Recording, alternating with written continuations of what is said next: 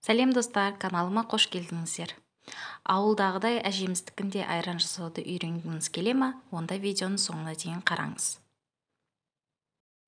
Бізге керекті заттар сүт, сиыр сүті, өзіңіз қалаған алсаңыз болады. Мен 2 литр алдым. Бұл бізде дүкенде сатылатын осындай үйдің сүті. Бұл ешқандай упаковкадағы сүт емес. Одан кейін бізге керек нәрсе бұл айран.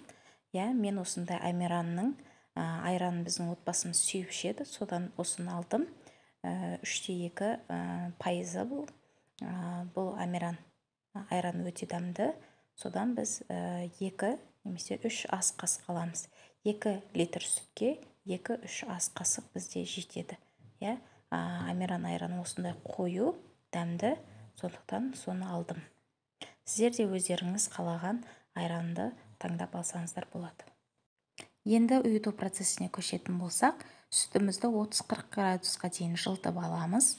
Сүтіміз қолмен ұстағанда қол күймеу керек, және де салқында болып қалмау керек. Және айранымызды өзімізге керек мөлшерде айранды аламыз, оны жақсылап араластырып аламыз, бір кел консистенцияда болу керек. Ал енді айранымызды алып, сүтімізбен араластырамыз. Сүттің ішіне саламыз.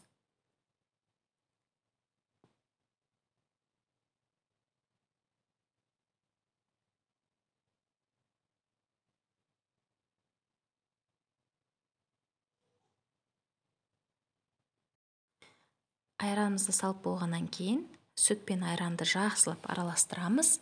Сүт айранмен жақсылап араласу керек, сонда консистенциясы бір келкі болып, әдемі болып шығады. Көріп отырғандарыңыздар, мен сүтім май алынбаған, қаймағы еш нәрсесі алынбаған дәмді сүт. Бұдан айран өте керемет болып шығады.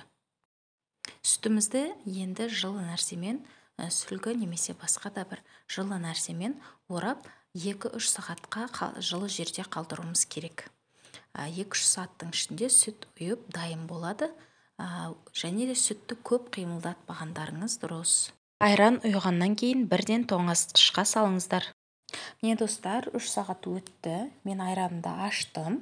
Осындай әдемі болып ұйыды. Айранымның қоюлығы да жақсы, консистенциясы да жақсы, дәмі де тұщы болып, әдемі болып шықты. Міндетті түрде бұл айранды ұйытып үйде жасап көріңіздер. Және де келесі жолдары сіздерге айран сатып алмай, осы айраннан ұйыта